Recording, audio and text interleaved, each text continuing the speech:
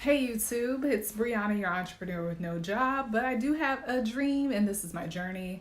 I have been trying to film this video and now my child's awake, so he's just gonna be a part of the video. So anyway, today I want to talk about protecting our time as entrepreneurs. So last week was the first week that I utilized my goal board system. I spent Sunday night identifying my goals and making a plan for how I was going to achieve my ultimate goals, whatever those may be, y'all.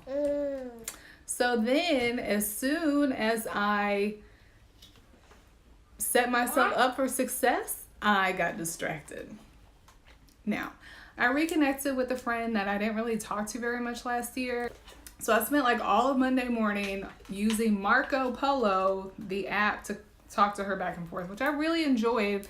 And it was really good to connect with her. I think it was good for both of us. But I had other work to be doing and I neglected it. I was still working, but I was trying to do stuff that didn't really require me to think, except like most of what I do as a writer. It's going to require me to think.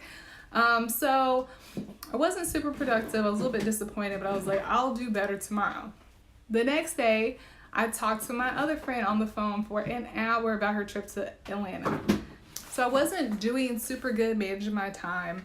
I had decided that I can really reasonably expect to work about 20 hours a week toward my goals, and that should be enough to get me somewhere, like more than enough. But I also have a lot of goals. And the Mary Kay time includes going to see people and stuff. But anyway, that seemed like enough time. If I were working 20 hours a week at a part-time job and I spent a few hours of the week talking to my friends on the phone, first of all, probably wouldn't do that at work. But second of all, I would still get paid because you're getting paid for showing up, not for the work you do. But it's even worse in this context. Even though I don't have somebody I'm accountable to, the value of my time is based on what I accomplish, not just being present. So it was even worse that I wasn't being responsible with my time as an entrepreneur. So today, my Mary Kay director sent us a quote. It says, it's from Mary Kay Ash, founder of Mary Kay. It says, if you were your boss, would you hire yourself from the work you did yesterday? If not, double it today. Double up today. And I was like, dang, based on that performance, this guy.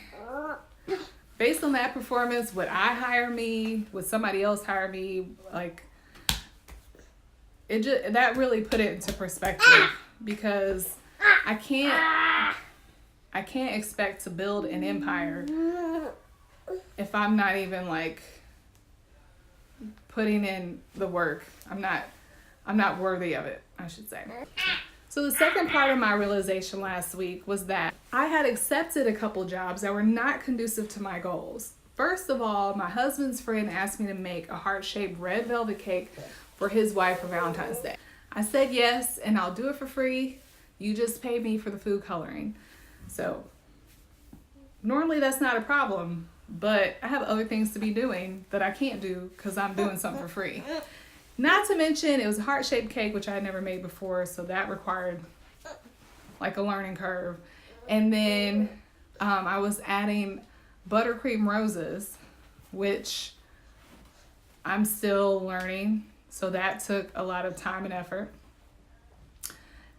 And I didn't benefit from the experience whatsoever. I don't know if they think of me as a better friend for doing that. That was my goal. I don't know. And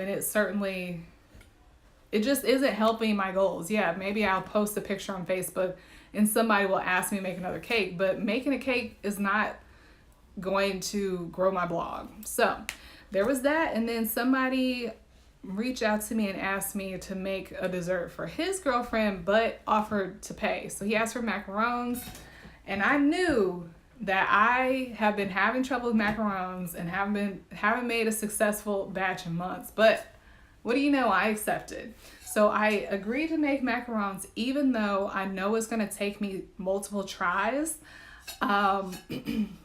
So I did 3 batches, which is 6 trays in the oven. And of those 6 trays, only 1 came out perfectly. I had a lot of work to my plate, including having to go to the store to get cocoa powder and chocolate chips, and then go to Michael's to get packaging for the macarons and cleaning. I stopped baking. I used to bake macarons every weekend or something every weekend, but I stopped because it was taking so much effort to also clean after doing that I decided it wasn't the best use of my time.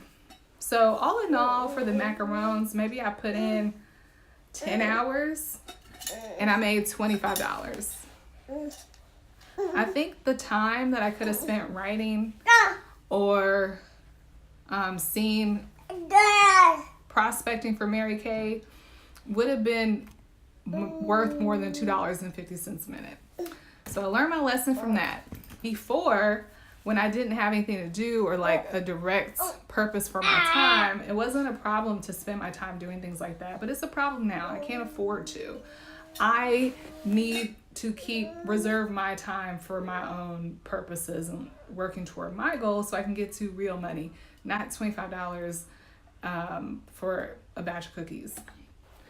What this is like to spend my time at this stage of my journey doing something that does not support my end goal is skipping a shift of work. So let's say I make $20 an hour at a part-time job, and instead of going to work one day, I just go, I don't know.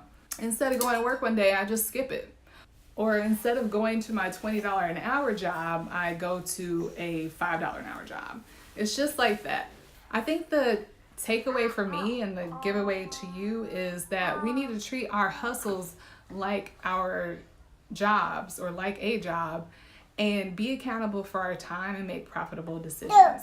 That's what I've learned from that. So I will not be baking, especially not for free. I'll bake recreationally, and I need to be really selective on how that's going to impact my other goals for the week. Okay, I gotta get out of here. I hope you guys have a great week. I hope you make profitable decisions, and yeah, get back to work. Thanks for watching.